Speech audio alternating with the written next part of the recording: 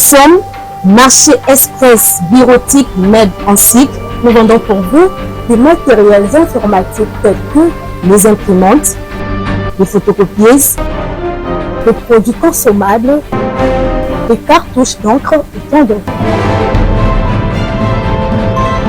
Ici chez nous, nous avons une expertise de plus de 20 ans dans les domaines d'impression et de fourniture de consommables informatiques. Pour tous vos achats en ligne, tapez www.congotonnerre.com.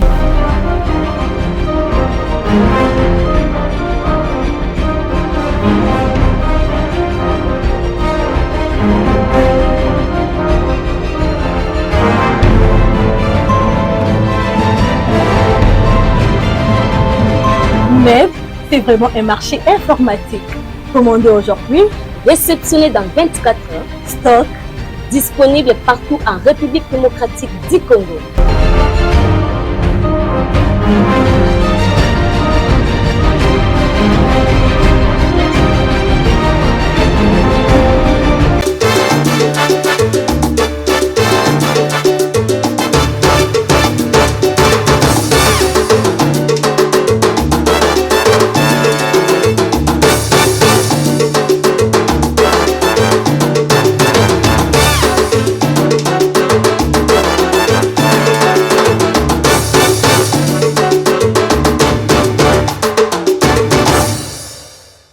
Congo Kinshasa, Congo Brazzaville, ba diaspora partout, mbote, kimia kolo Nzambe, ezala na mabota na bino na biki boza ebele ko na biso ba diaspora partout na ba Brazzaville, na ba Angola, na ba Afrique du Sud, partout même aux États-Unis, na biki bozo ko na monda ekolo à travers nos chaînes partenaires et pourquoi pas à travers notre chaîne YouTube parce que boyebi ke na nzela monda ekolo esala ke bozo ba information moko sur et à temps réel.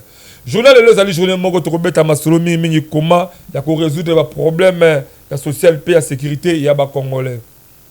Pourquoi pour te poser ce sujet, c'est parce que tu as constaté beaucoup plus dans le mois de décembre, Makamu Mingi et ça, Malakatia, Mboka Labiso Congo. Il y a Malamu, il y a Mabé. Il y a Mabé beaucoup plus. C'est comme si, Nabatu Otoebi Kebalara, Bamiibi, Babandu, Bakuluna, Bango Pe, Bamultiplier, Kabamaele, la Bango pour Kebazoa. Moi, les fils que eux peuvent permettre, pas beaucoup là, ma botte à la bango. C'est vrai que moi, il passe à la moitié à la peine à bana.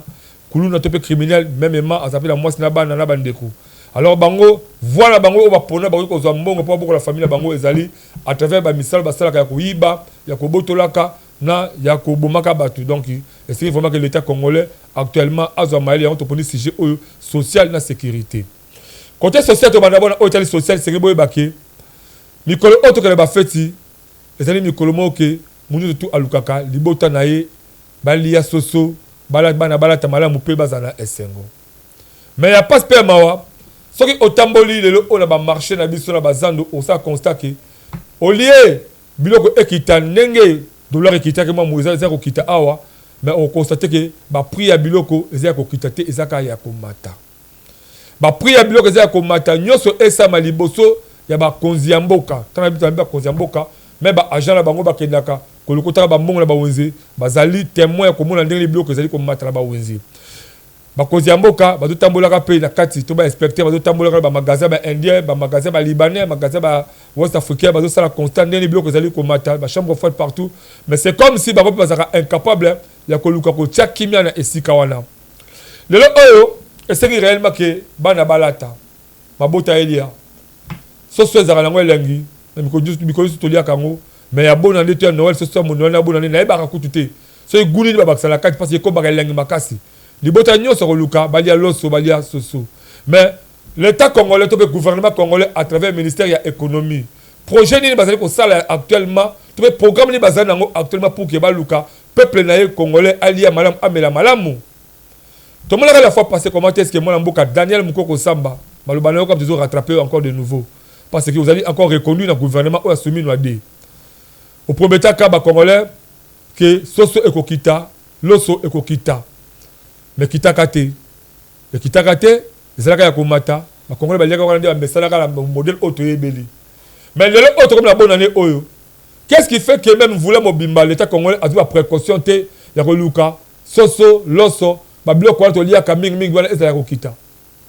kokita otomona eza kokita mo c'est comme si ezali kokita moko ya mayuya c'est comme si ezali kokita mo ya hypocrisie soki na bawezo comprendre que même tom sola pambo ezali ya komata tozamino belema tokoyamino belema prochainement bokomona yango mais awa tu es vraiment te ko attaquer gouvernement awa tu peux vraiment te ko attaquer ba commerçant mais tu es beaucoup plus que Luka to créer terrain ni ko permettre que entre le gouvernement la population nae on va te kaka tout cela va créer ambiance mais ko permettre que le peuple a se retrouver l'autre Luka actuellement yango wana ba de ba biso ateka la chambre froide to ebité sur les aramotema malamu to motema mabe l'état congolais belanga munae Luka d'abord au créer système moko ko permettre que prix moko ezala officiel et balake carton ya soso ekote kamana prix tel soso magaza ba poids différent mais balake poids tel ba koso bango la prix tel pe on crée forme moko ya suivi et ko permettre que ba chambre froide wana ba respecter ba prix au l'état congolais au kotia o tia prix na ndenge na yo moko te o tia prix en rapport de boko yo kanana ba opérateur économique mais on ça constat auquel ba chambre froide comment le ba chambre froide amiki to zo mona partout ça ba changu na ba gambela na ba batete ba prix ya biloko ezaka ya komata ba mama bazo réclamer bazo leba ke quand tu as soso tu top ça tango kalaki na prix kutu malamu mais le $1 kiti yango ezaka ya komata to ebite na za komata ka yango mais awa la bonne année awa na ba difficulté au peuple za nango na manque ba misala au peuple za nango to ebite comment est-ce que ba mbota mingi ba ko vivre est-ce que l'état congolais a dit qu'on prévoit ni nous serait dit que à quoi coller ce peuple naé parce que l'état est d'abord incapable de causer même dans la chambre froide moko notre bakeloka économie du peuple chambre froide moko boyende za na tango kala ba bi que chambre froide ezali à l'état ba période où l'état moko akoza biloko na ako kitisango a inonder marché biloko na moko na ba prix na moko l'état c'est de manière que le peuple asomba alia ACP là notre monaka na tango ya le papa Laurent Désiré Kabila asaka ba cantine populaire la cantine cantine voilà au moins la question que le combattre la marché 10 francs OK la cantine coûte en 5 francs mais l'état congolais azala ngoté il y a les kambu sangai dans le rappel encore plus loin pour le côté le ministère il y a élevage et pêche il y a agriculture élevage et pêche la bitu la ministère wana sala kanini il fallait au moins que mbongo wana sala ministère wana bazo sango initialement ba futata ba soda bazo bunda la partie est ya mboka pour le ba soda bazo 5 fois ba salaire malamu ba futa ba soda moins 15 parce qu'à l'époque ça là qui au Kenya ba camp militaire au kuta ba soda ba futa ma les 15 dans les 30 moi ba carton so moi ba carton ma kaya moi ba le soveler ko zwa mais le bazo le souté mais dis-moi ba ministère monsieur zo mona que ils ont produit dans le côté pourquoi pas ko bomba ministère wana le ministère agriculture élevage et pêche au côté mo la ministère wana au kuta atambumali sango mo côté ministère wana bimisaka le côté masango to liango beaucoup bito mona o to zo mona ba to liango pété ben les ali ba effort ya service national bravo na général Chibouik na musa uzali ko sala Kabouik na musa uzali ko sala parce que service national a produit coûte belé koleka ministère wana na masango OK le ministère wana atali yanga ya pamba moi li yanga ya pamba atali koko ya pamba na cadre élevage bimarate exacté et la cadre de pêche ezalakate que soit disant que ministère wana le belé ba mai to 25 000 azatala ba boîte pas be pêchaka azala ngoti o tabola ki tsesa ba matobe kongo mobimba o kolia ngombe tongulu kaka ba particulier ba bokola ba ferme na bango mais l'état congolais moko azatala pigeon ya pamba ta bokolaka l'état congolais na za clair ko bezo ko engager ngai so que zali l'état congolais ko laksanga voilà ta ba pigeon to bokola bango e la daipen jamais des pèse de comment muki ezali tangama na kati balé mais attends ngombe ya pamba bongo ba bateau to zala ngo bref ce que le abattoir on ça constate que les agaba individu particulier azala ngombe le moko bibale akena ngona abattoir abomi pour attaquer ça mais l'état congolais moko attend ngombe ya pamba otongulu ya pamba azala ngoti bon à quoi sert des bons il y a combattre le ministère il y a agriculture élevage et pêche parce que la banque de bimaka le ministère on a le ministère de produire le remonter to éviter et ça ministère bon ce qui pour nga lendewa non c'est na mokozi mboka ministère on faut bomba yango ou ce to ko bomba yango ton Luka ministre jeune capable congolais on vraiment capable de continuer les sika on a un projet malamu on a bien qui rencontre les sika pour que asunga congolais parce que l'état congolais yemoko esengeli azala bangombe oya yemoko même 100 000 têtes ngombe loka ba jivel bazala kana yango l'état congolais yemoko esengeli azala même la bateau de pêche là yebiti la bateau de pêche au chef de l'état ça commande Ce que comment tu n'as habité. Mais dis-moi, l'État congolais c'est un bateau de pêche. L'État congolais, il faut azala. Na babilanga na masango, ndenge to mona ke sabe na bukanga lozo. Malgré matata ponyo, akumba ka on ndenge na ye. Mais l'État congolais sengeli, azala babilanga boko, même sur 26 provinces, ezala même na 12 provinces pamba. OK, masango et bimaka pour leur servir mboka, et bimaka pour leur tekela bala mboka ba prix moko ya malamu. Mais l'État congolais aza incapable na esika wana. Ba semoul ezotozolia awa, ezotaka bazela bangola, euta ba Zambie, euta ba mboka belé. Mais est-ce qu'il y a babela Congo? Et ça dit ka poto ole la ka or, tole la ka diamant, tole la ka cuivre, tole la ka manganèse. Babela Congo ça dit capable d'être ko nourrir bana mboka tala masango. Tal le ba fête awa. Okomona ndio to bela ba vertige, muna muto luka, akele ko luka soko soma masango wapi, to ko soma loso wapi. Mais ça les biloko wana awa to bela ko lia même à l'époque ba loso bumba. On a mis l'eau sur le nzungu boy. So bakisi ka kopa vers amai dikoyo l'eau sur vimba seko vimba. Bumba kufa. Mais Bumba zali kaka awa na mabela Congo. L'Équateur awa. Qu'est-ce qui empêche encore aujourd'hui pour que tout soit l'eau soit Bumba? C'est parce que nous avons un ministre incompétent en tête, il y a agriculture, élevage et pêche. Puisque si les ministres étaient compétents, on allait avoir l'eau soit on allait avoir maquillage social partout dans la primo kamalamu. Oh, que ce soit plateau qui n'a 16 000 francs. C'est comme si ce soit un la césarienne. Tu veux éviter pourquoi? L'État congolais est incapable de retirer la bande de mboka à socio ya yemoko. Ministère wala na habité et produire nini. Beaucoup de mboka. Ce qui est important, actuellement, le cateau qui est le local bon année boy, Congolais a besoin d'Alia, Amela, ACP là. Mais à Koli, il y a des conditions. Quand on a des mboka, on a pris une siko. C'est par là que on a des opérateurs économiques, on a pris au balingi. Suite, il y a incompétence, il y a des autorités, on a la tête, il y a mboka pour que le kabale ça, bah Congolais n'engage segeli. Bah le ministère de l'économie, le ministère de l'élevage, agriculture, élevage et pêche. Ministre de l'économie, papa, c'est ça le bon moment. Lucas ose attendre qu'on soit opérateur économique parce que, binomment, le gouvernement, vous allez de l'autre côté. Soit attendre sur l'opérateur économique parce que le peuple actuellement, il faut aller bien, mais la bien la bonne année. Donc, ce qui m'a point mouké, ma cabelle tali à Kolia, tu es sur la côté à Kolata.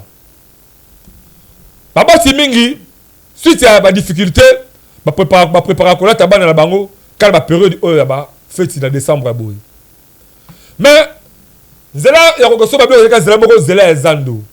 Awa, tu continues directement, tu attaquer le ministère des Transports. Est-ce que tu as fait moi, Jean-Pierre Bemba? Dans Zela et Transports, pour Olongwa Awa, na Kitamo magasin, to pour Olongwa na Changu, to pour Olongwa Kaluka, to pour Olongwa Ipen, Okoma Zandu, et comme chemin de la croix.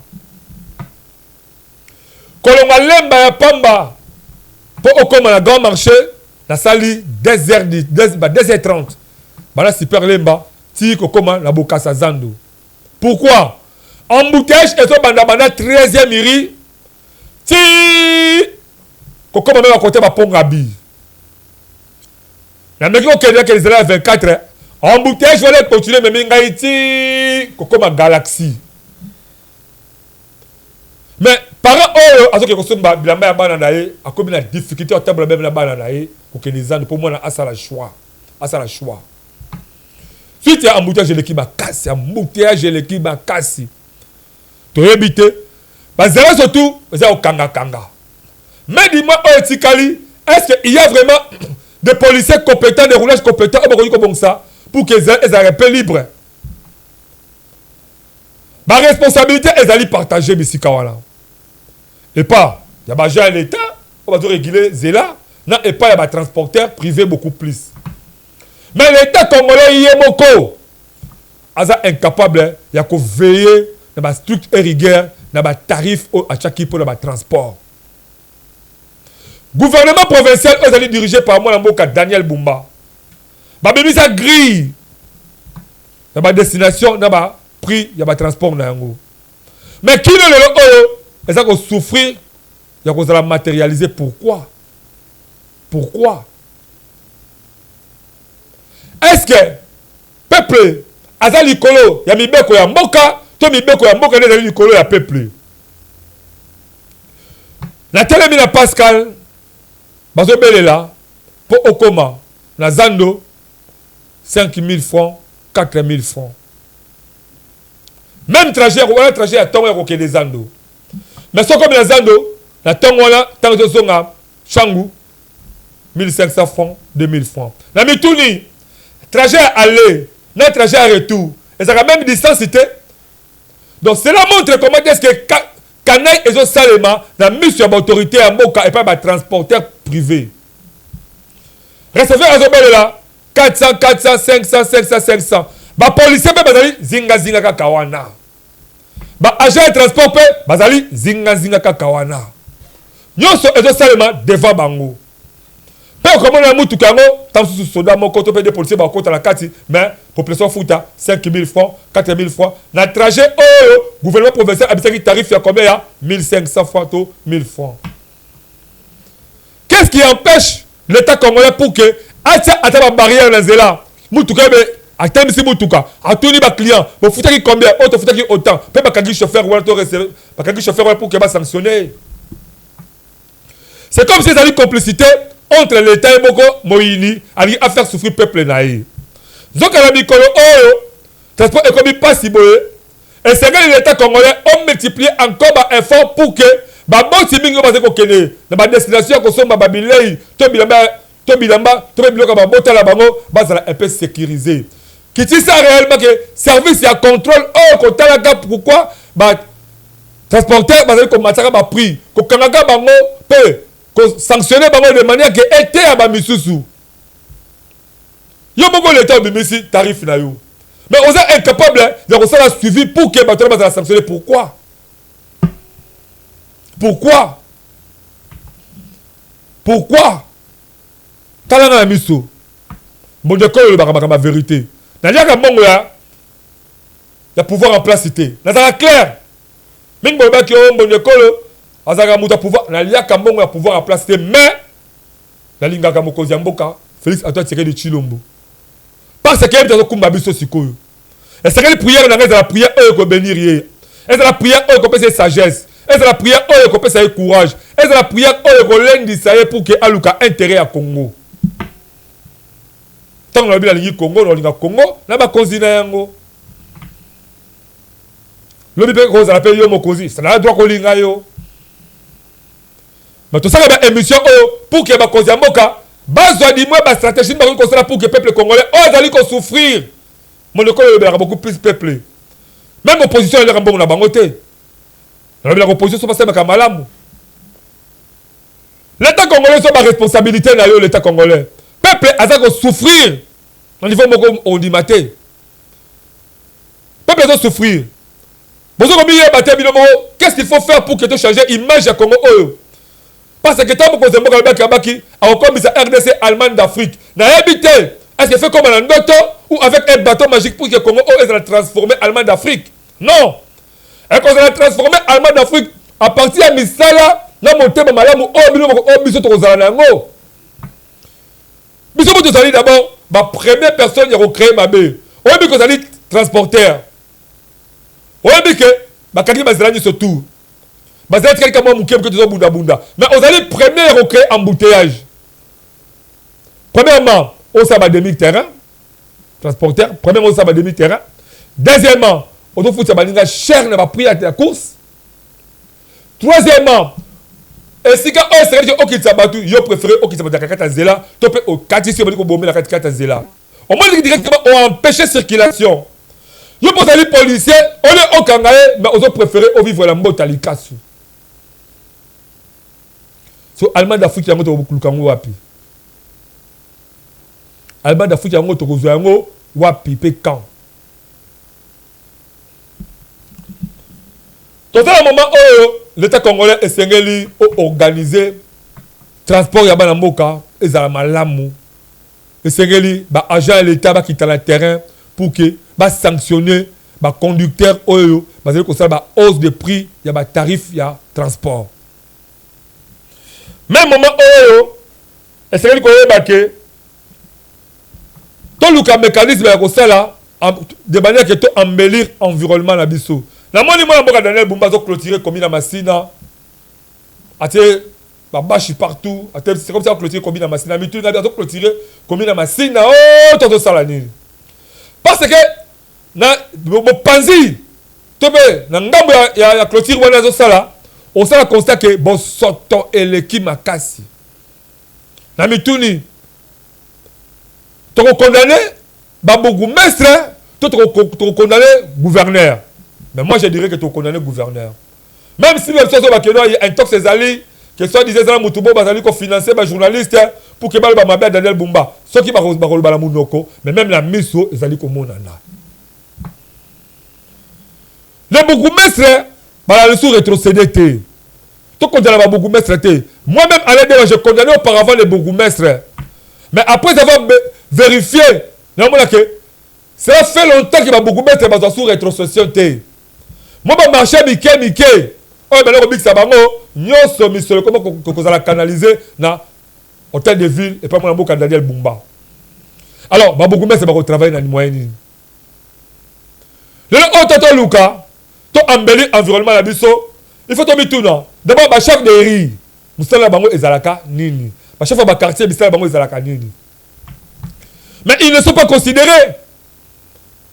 Administrateur territorial, voilà, par terre, parce que même le chef de riz, c'est que papa est kala, wana.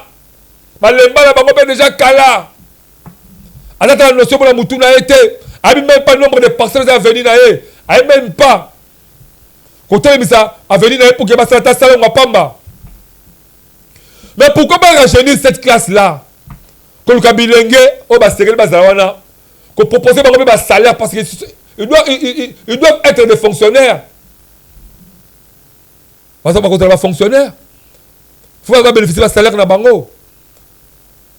À travers Bango, il faut permettre, non, que les bâtiments va faire comment est-ce que tu organiser la sécurité en Mboka. Parce que le chef de riz est censé dénoncer ma baigne sur tout ce que Bazali ko vanda. Mais bien là, le service de la commune, voilà. Le service de renseignement. Le service ça va dire j'aime. Il faut collaborer avec le chef de riz. Parce que le chef de riz a collaboré dans l'avenir, il y a autant de parcelles. Chaque parcelle est dans autant de portes. Chaque porte est dans autant de bateaux. Alors, on peut cette information dans la commune. Ce qui moi dans mon boulot, moi dans l'assassin, tout. Moutabissa m'a bien abattu quelque part. À cause de la capable, il y a qu'à dénoncer. Mais tu vas abandonner Bango. Si tu vas bon aller awa. Tu as la sécurité malade mon dernier. Tant que tu es là, combattre là. Mboka la bisoté. Comment résoudre les problèmes la sociale, la sécurité à Congolais, surtout beaucoup plus ça va, vous la haute aux alliés. Tu continues d'ango.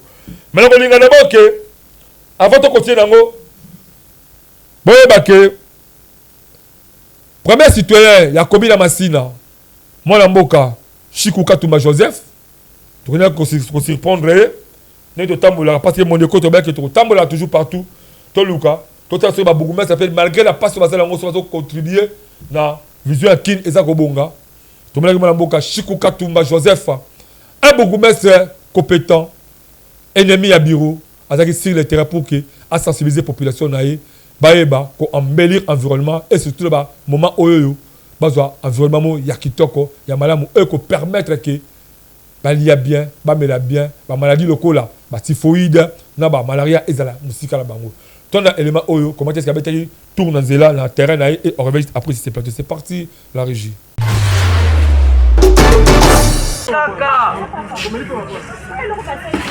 Azalaka nae toujours l'homme du terrain.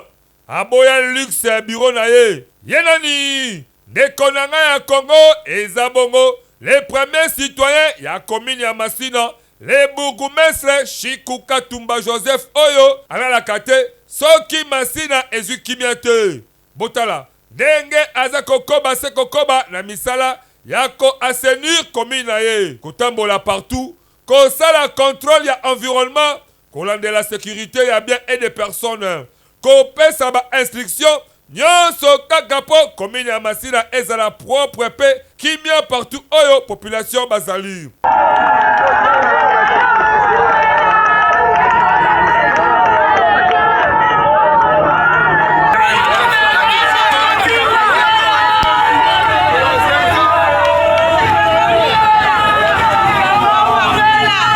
Bourgmestre Chikoukatumba Joseph, autrement dit l'homme du terrain, toujours dans l'esprit, il a matérialisé vision ya kin ezakobonga. Bondi melangaike, population ya Masina, ba pesaka ye confiance et surtout que na masolope oyo etali assistance na ba problème ya Masina, azalaka toujours présent pour na ko réconforter ba famille ebele. En tout cas, mwana mboka Chikoukatumba Joseph, le bourgmestre commune Masina, koba kaka na misala kitoko oyo ozali kosala po na Masina ozala conquérante et surtout que population balinga yo na motema moko biso mbonda ekolo ya kosamba kutezate to beteli yo kaka mbonda tout. Voilà. Merci beaucoup, la mwana mboka Chikoukatumba Joseph, bourgmestre commune Masina, continuer encore. Comme ça, misala qui toko parce que yangonde, ba congolais bazala ngo besoin. Mais beaucoup plus tôt c'est aussi ba bourgmestre belé. Bon sur le terrain, malgré la difficulté, vous avez toyebi, vous avez finga binoalité, vous avez condamné binoalité parce que même population fout à taxe là sous ba comment tout makasi. Mais vous avez au moins la difficulté, la responsabilité vous avez pour que boluka ko embellir environnement biso ezabala mo pe boluka ko dénoncer ba ta misala mabe.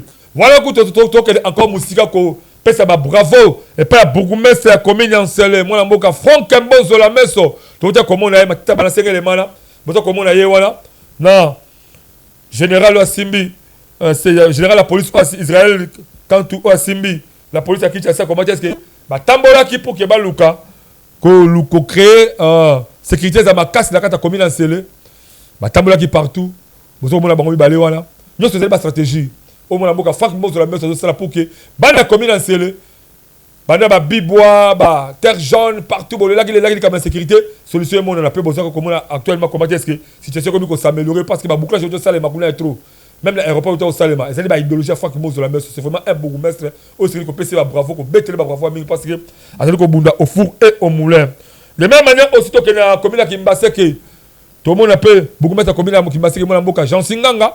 Il est passé au Bunda, au four et au moulin pour que Bala Kimbaseke, Bazwa Estengo, va vivre la Kina, en tout cas, mon amboka Jansinga, na Kidumu, forcer toujours comme ça, Bolingo, parce que vous avez d'abord la Kimbaseke à Tongo, on a natif à Kimbaseke. Donc, on a la sécurité, il y a environnement, il y a la protection des biens des personnes, le cas, on a la priorité pour que Bala Kimbaseke, bah, c'est là.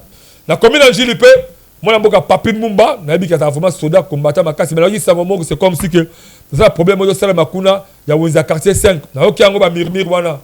La maintenant faut pas investigation ma cassité mais là il y a nous tout en tout cas la bengi yo ya bete mais le canal zoyo moko to sur la pour que ba bruwana est là voilà merci yo ce là ça comment dire que ba bourgmestre parce que bunda pour la luka aussi kimia ekota dans la bisika auto vous allez passer que ça bango vous allez passer mais trop c'est beaucoup plus collaboration ezala là ba chef de quartier là ba chef de rue pour que tu dénoncer ba to ya misala mabe service de l'État, les policiers, l'État congolais, les services de transport, l'État congolais. Ministre économie, en tout cas, ça là tout le cas au solo là, opérateur économique pour que la population, là t'as bien, il y a bien la période haute aux alliés, et au salaire honneur, il y a mon amour Félix, en tout cas, tiré du Chilombo. Cette population va lier, va aller mal mouter, et va aller la carte insécurité, va aller la carte insécurité, nous sommes la responsabilité, ma belle. On voit que la carte est pas là, et pas chef de l'État, Félix, a tiré du Chilombo. Alors, surtout, il y a que Félix a gagné. Félix a resté dans le mandat, tout sungaye, dans un moment où. Voilà. Merci beaucoup. Qu'est-ce que le Likambo est allé, chef coutumier, parce que d'abord, tu as fait la culture à trop, d'abord, dans un mongol, Wabanangoué Singe, il y a dit que Amanangoué, les associations de ça, mais ça qui pour changer, contre Bangol, Bamangaï, Bakalo, Bakotourne, là, tu as robe surtout Mangaï. Et par là, je félicite encore l'effort. Il y a le procureur Paulin Moudjeni, le procureur Paulin Moudjeni, on a dit président à Manangui. Il y a des partout là, Porto, Bengaki, dans Londres, dans Canada, Amérique, Boluka, Bokotana, association à Manangui pour que la cotisation à Bino, la contribution à Bino et ça là que contre la Bino à Bangoli, et vraiment aspect, il y a qui toque un peu Mongolais, à sa valeur naïe. Le grand chef coutumier Fiston Ebabi Maïndombe, tu as dit qu'il y a un chef coutumier. Mingi ba bika ba chef coutumier bazala ka bandoki, ba chef coutumier bazala ka bakisi, mais ngapi la kamwaki.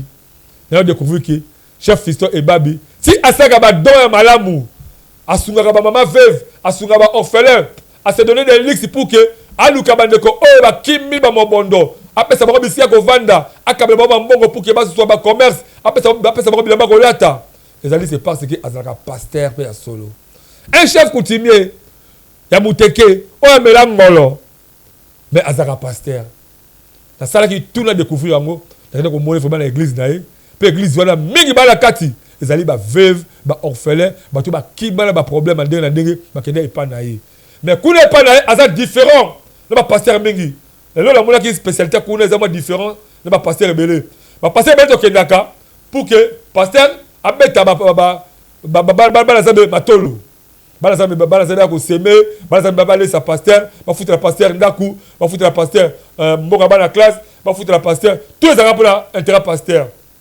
mais l'église le grand chef continue fiston et babi maindombe les asikoyo le contraire yende azali ko sunga bana nzambe obaya ke pa na ye au sein de commerce c'était ya ko pesa mi solo ça commerce au sein problème na libota na yo ya ko pesa yo mi solo okidi ko résoudre problème na libota na yo au sein maladie abonne lipo na yo pe azim mongo apesi pour que au ça examen ordonnance que bimi apesi mongo so babakisi tel niveau ya motema ya mutu ba passer ni baza mitema bongo bobi tout na bilomoko toi na élément au bozo ba détail de ko ezali ko ya toi na élément on réveille après si c'est plateau.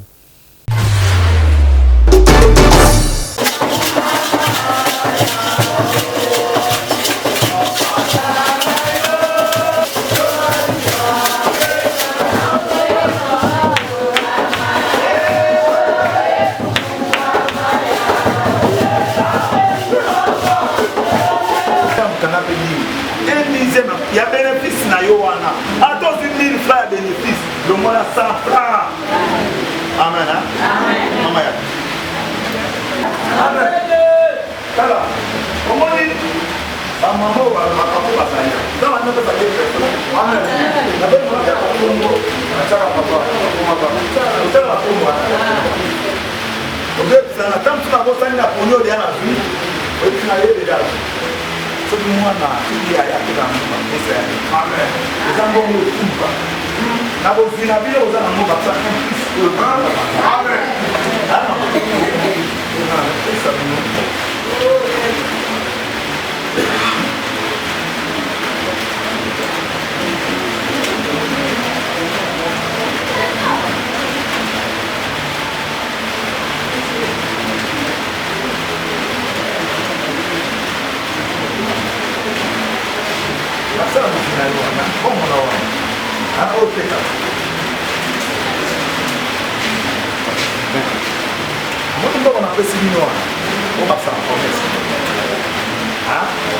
Quelle que soit cause, grandeur et alicam. Yambo on a mis le yakiwe, mbekwe ya kao, commerce qui est dans la tête. Là, la bâtisse, on a pu protéger la commerce. Commerce, ça ne peut que des libous. Yambo, on a mis la personne. Amen. Et tu l'as mis ma main.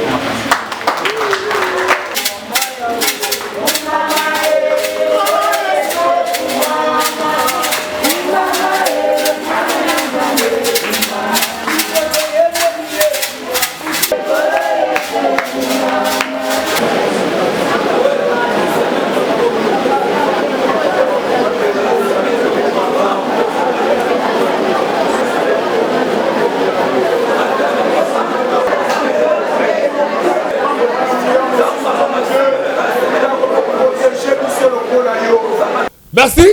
D'abord, informe kasi ya chef Fiston Ebabi Maindombe par là. Nazo pesa aussi ba moté pa ya commandant Ours.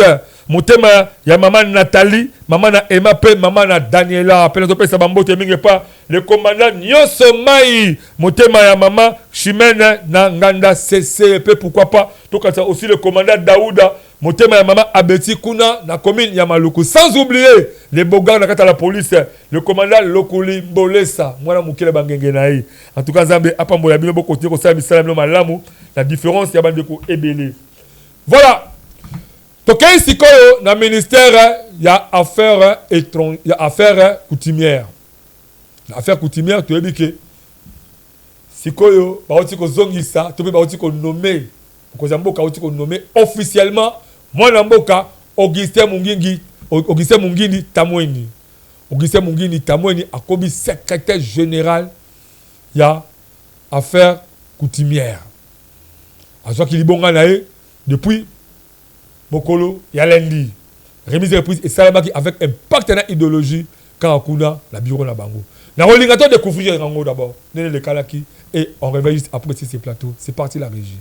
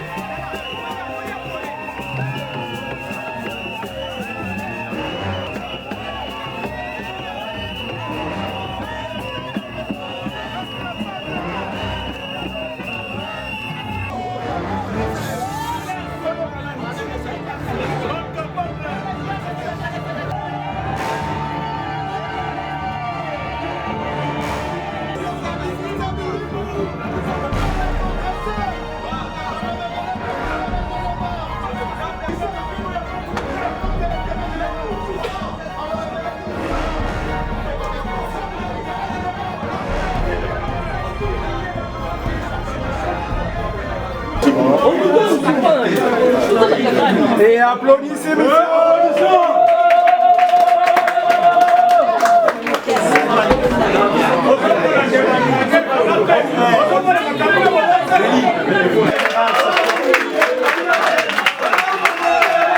Nous procédons aujourd'hui, sur instruction de son Excellence, Monsieur le Vice-Premier ministre, ministre de l'Intérieur, Sécurité, Décentralisation et Affaires coutumières, à la remise et reprise entre le secrétaire général AI sortant, Monsieur Kamil Massoum, et le secrétaire général entrant, Monsieur Augustin Mungi Mitiamweni, aux affaires coutumières. Après 6 mois d'incertitude et de questionnements liés aux indignations par les uns aux textes et lois par les autres, les institutions ont clarifié les responsabilités.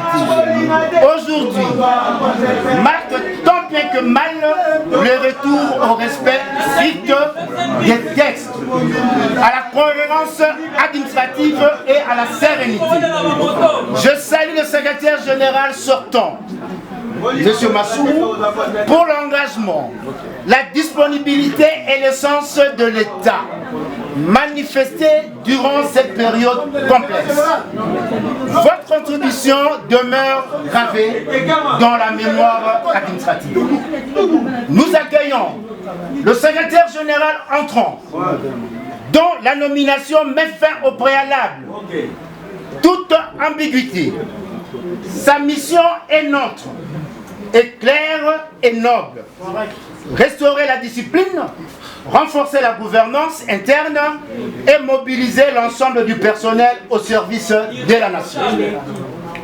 J'appelle et lance une invitation solennelle au directeur chef de service, très chers collègues, aux chefs de division, chefs de bureau, tous, cadres et agents, à tourner la page des incompréhensions et à travailler en cohésion, loyauté et discipline. Que Dieu bénisse l'administration des affaires coutumières. Je vous remercie.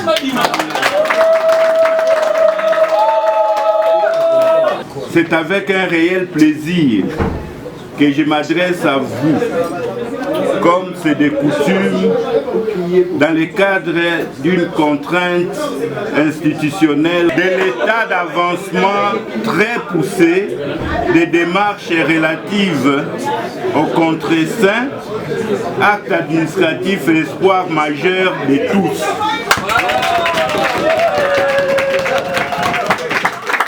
Nous ministre de l'Intérieur, Sécurité, Décentralisation, Affaires coutumières, Monsieur le conseiller du cabinet, Messieurs, Mesdames et Messieurs, directeurs, chefs de service, chers collaborateurs et agents, je me tiens devant vous, étreint par le sentiment d'une référence républicaine absolue, pour exprimer ma gratitude à son Excellence, Monsieur le Président de la République, chef de l'État.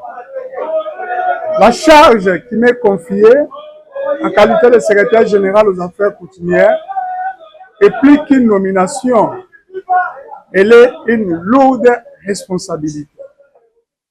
Je mesure la portée de cet acte, de haute portée, et je jure de m'acquitter de cette fonction avec une intégrité inébranlable et une loyauté sans faille.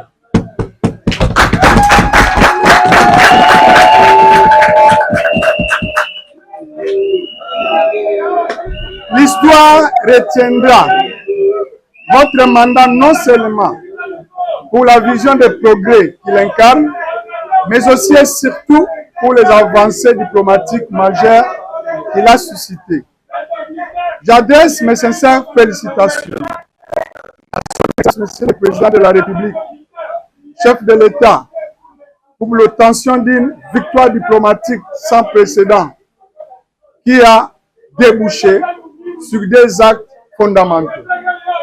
La signature courageuse d'un accord de paix et de normalisation des relations avec la République du Rwanda, un pas décisif vers la stabilité régionale et la souveraineté retrouvée. La conclusion d'un accord économique structurant avec les États-Unis d'Amérique qui positionne la RDC comme un partenaire stratégique incontournable pour la prospérité mondiale. Ces succès sont des témoignages éloquents de votre leadership avisé et de votre capacité à réconcilier les impératifs sécuritaires avec l'exigence de la croissance. Ma reconnaissance s'adresse également à l'équipe gouvernementale et plus spécifiquement à l'ex-excellence, Monsieur le vice-premier ministre, ministre de l'Intérieur, Sécurité, Décentralisation, Affaires coutumières et de la fonction publique, modernité de l'administration et innovation des services publics, ainsi qu'au vice-ministre en charge des affaires coutumières. Votre encadrement tout au long de cette responsabilité et l'assurance que notre action s'inscrira en parfaite synergie avec la vision gouvernementale. Chers collaborateurs, membres du corps administratif, l'heure n'est plus à la contemplation, mais à l'exécution diligente et professionnelle. Comme vous le saviez, la vision du gouvernement central de notre pays en matière des affaires coutumières repose sur la transformation des entités coutumières en foyer important d'impulsion du développement à la base. C'est en fait dans les villages, dans les groupements et les chefferies que vivent plus de 70 encadrés au premier degré par les pouvoirs coutumiers.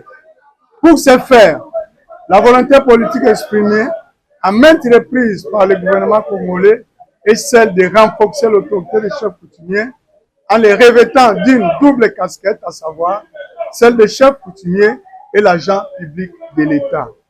Voilà pourquoi notre ministère s'est fixé pour l'objectif, à court et à moyen terme, en améliorant ses conditions de vie, en veillant sur la stabilité des entités coutumières.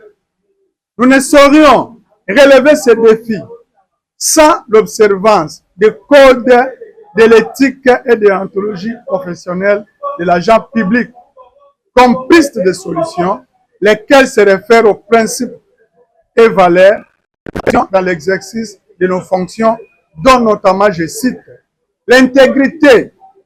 Les agents doivent agir de manière honnête et transparente en évitant les conflits d'intérêts et en respectant les règles en vigueur.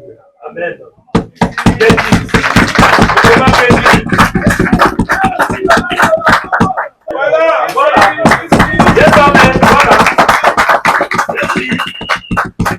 La responsabilité des agents doivent être responsables de leurs actions et décisions et s'assumer qu'ils travaillent dans le respect des normes et des procédures établies. La protection des données personnelles est sensible et primordiale dans le cadre de leur fonction. Le professionnalisme des agents doivent faire preuve de compétences et de diligence dans l'accomplissement de leurs tâches. Je vous exhorte à faire preuve d'un engagement total et de dévouement afin que nous puissions atteindre ensemble nos objectifs communs. Tout en appelant chacun d'entre nous au respect strict des cadres organiques, je reste et resterai toujours à votre écoute. La République démocratique du Congo vive la tradition au service de la modernité. Vive les vénérables chefs coutumiers. Vous allez voir, ils sont les coordonnateurs, n'est-ce pas, les chefs coutumiers de la ville de Kinshasa, qui a été diligenté rien que pour cette activité et nous vous remercions sincèrement. Je vous remercie.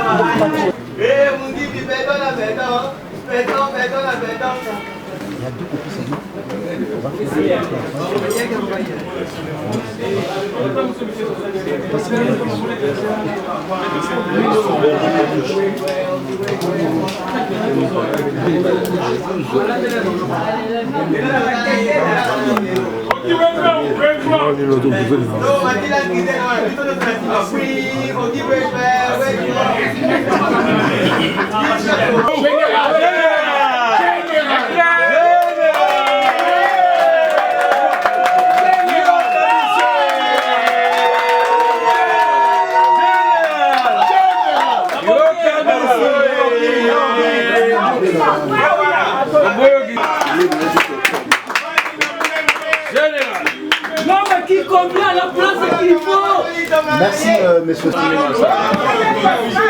Voilà.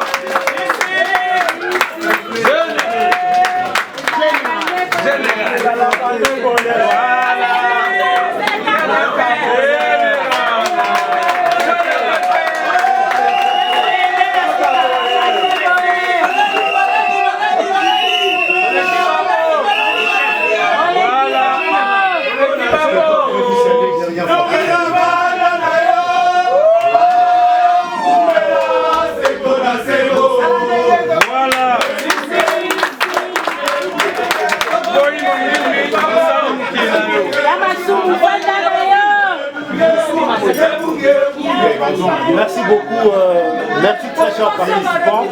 Nous allons demander à... Merci beaucoup. Monsieur le secrétaire général, je demanderai au secrétaire général entrant de venir prendre possession de la place de son fauteuil de commandement.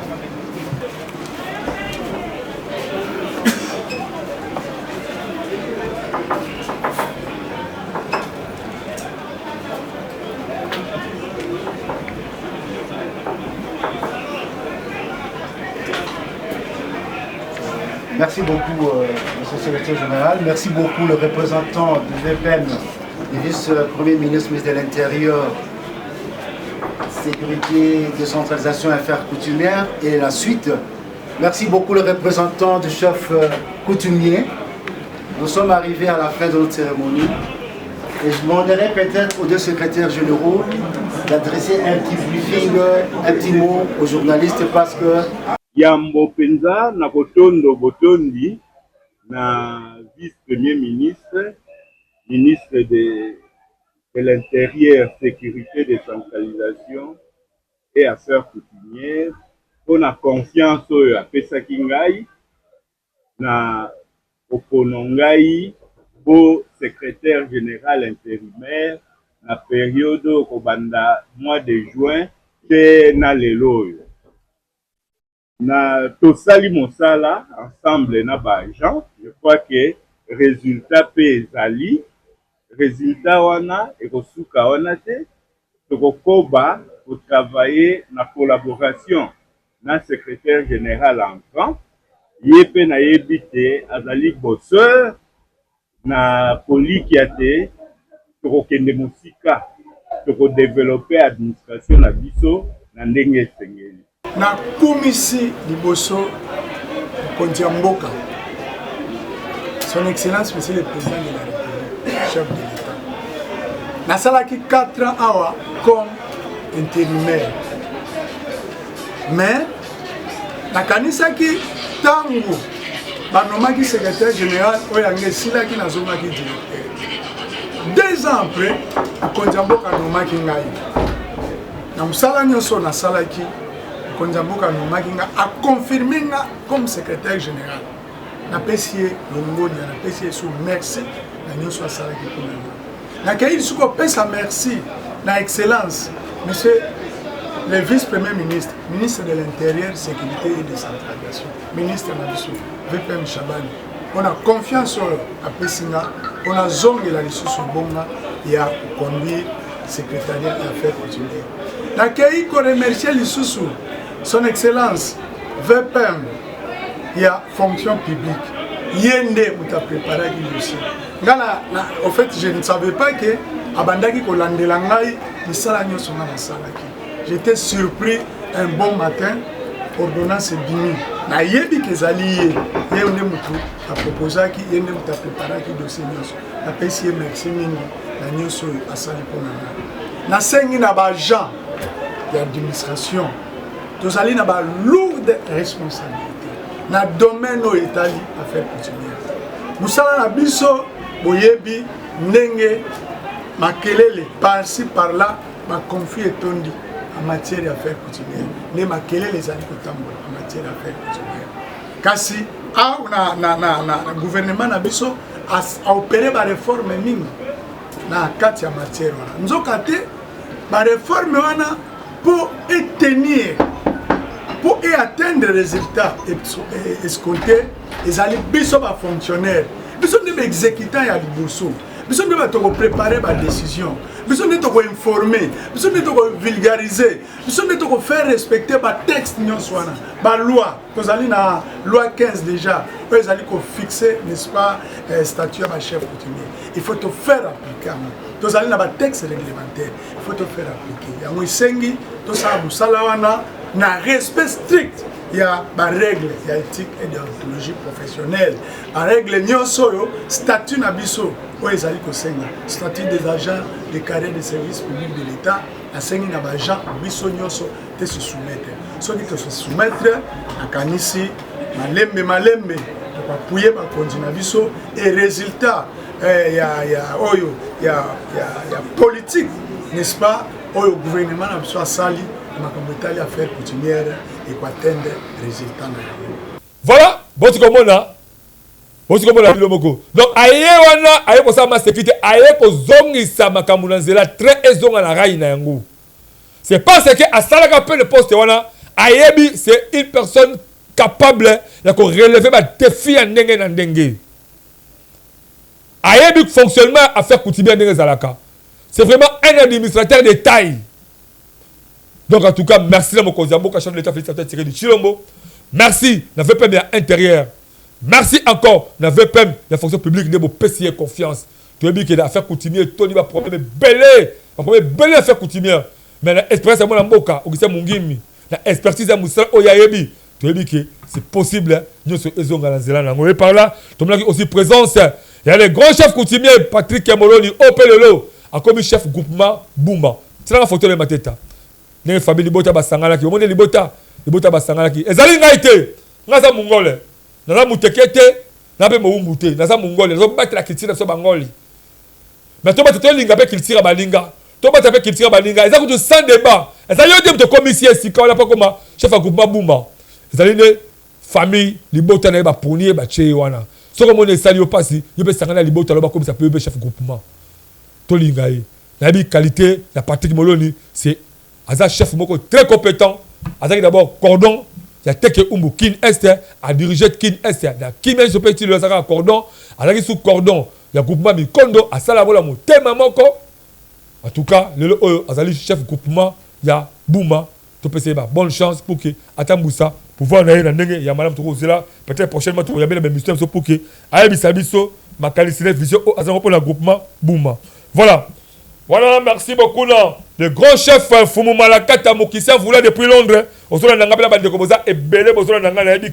En tout cas, tant Ezamouke, tu écoutes encore prochainement édition pour ça, c'est que tu as belé, mais tu as mis ma soeur dans il y a qu'on résoudre le problème social et sécuritaire dans le moment où tu as décembre, puisque le moment où le peuple congolais a commandé la boulou et à Luka Kolia, Kolata Komela, l'État congolais Luka a organisé pour le peuple congolais, Kolia Ezamalamu, Kolata Ezamalamu, transport. En tout cas, Ezamalamu peut nyoso ektabu sama kitoko mais avant de ces éléments oyo, tous ces éléments moto sabino. Le 23 décembre, chaque le 23 décembre, Fondation Wivin et Brigitte Antouf, Basal Saka, activité boka munene. Pour que ma maman, ma veuve, ma orphelin, na bande ko belé, ba sourire. Tout oyo, le 23 décembre, oyo, ba ko sangana, na bisibino ke Fondation Wivin et Brigitte Antouf, na mukuse Fuiba, ba kaliko sala organisation munene le 23 décembre.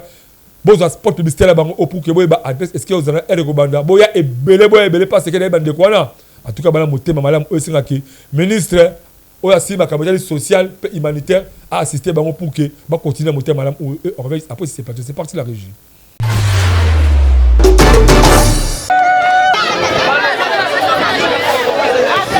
Mwana Congo boye bake likambo ya bolingo pe ya kopesa sourire et paï, y'a ba maman, ba veuve, na ba orphelin et sa charge.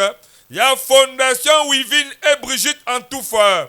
Fuiba na mokuse. Tellement que, ba mesana na bolingo pe, chaque année, ba sepeli saka ba membre na bango, ba lobi ke, rendez-vous eza semoko le 23 décembre 2025 na école Saint-Christophe Gramalik Bizabare.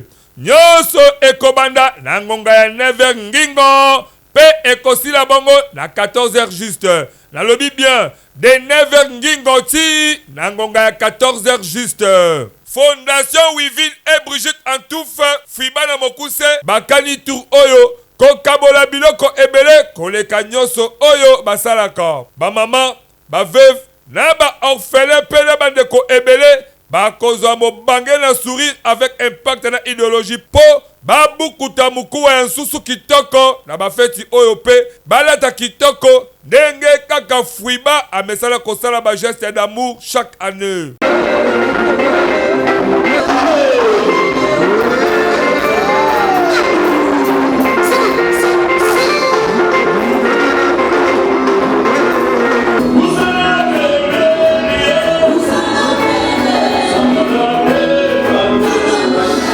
Motema malamu oyo Fondation Wivin et Brigitte Antouf Bazanango. En tout cas, ce qui kaka ministre Affaires sociales et humanitaires amoni bangote, c'est que bolingo ezate. Po baza première ya kola kisa bolingo, kopé sa sourire na ba congolais. Yango biso mbonda ekolo to fuli bango kaka mokako soit pe. To betisi kaka mbonda.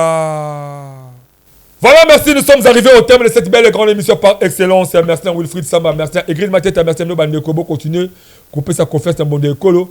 Vous s'abonnez massivement à la chaîne YouTube de Bonde Ekolo officielle, P. Activité la minute, surtout en décembre, à Obobé, dans ce numéro là, caméraman de guerre, pour que couvrir avec beaucoup de professionnalisme. Allez, voilà la présentation. On se retrouve prochainement, édition de la je vous aime beaucoup plus. Bye.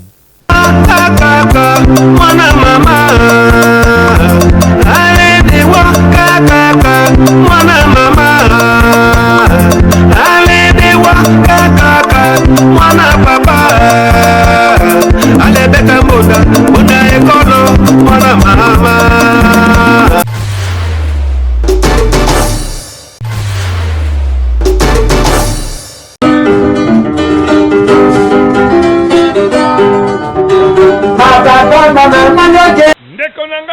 bango.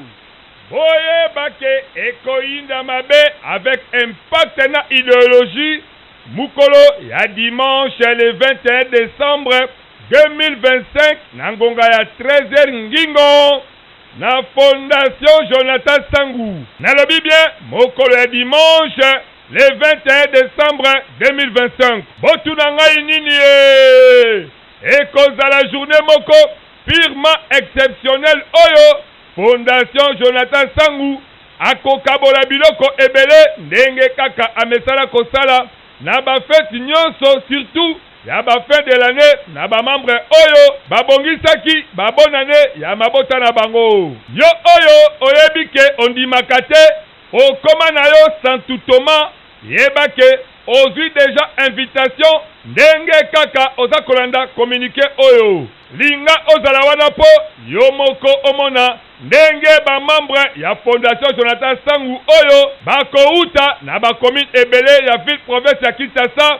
bakoya kozwa biloko ya bonne année po na ba mabota na bango basaki ya loso basaki ya semoule bakarton ya basoso bamakayabu bamafuta batomate na ba enveloppe pe ekopesama kaka na événement wana baveuve na ba orphelin pe bakozala honoré po le président ya fondation le pasteur homme de Dieu Jonathan Sangu asalaka aventure te na oyo etali social pe bolingo ya peuple congolais. Tour oyo bondimela ngai ke bokomona même bawewa bako bénéficier ba moto ya sika kaka le 21 décembre 2025. Kota na yo tembete de kolanga ya Congo.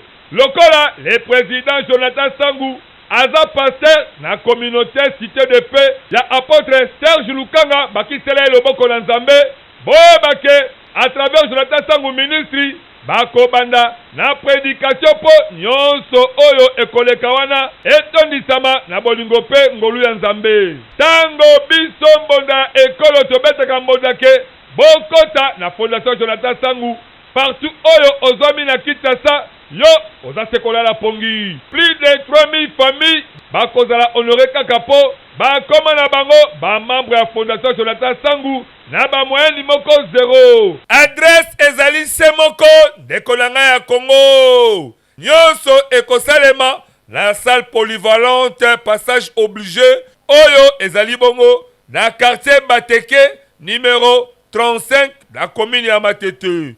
Référence arrêt pharmacie. Et bongo po na ngonga ekozala bongo na ngonga ya 10h ngingo pe masolo ekosila na 17h. Kobosana te yebake cocktail moko pe ekozala wana de 10h na 12h. Retard pe ezate. Soki olingi okoma membre benga bango kakana plus 243 97 82 76 398 na bandeli lisusu plus 243 97 82 76 398 na Fondation Jonathan Sangu social santé pe avenir ya bakongolais ekomi kitoko. Na Fondation Jonathan Sangu biso nyonso tokomi ba membre. Na Fondation Jonathan Sangu trobi mat eza bongo wow yango biso mbonda ekolo betisi kaka mbonda.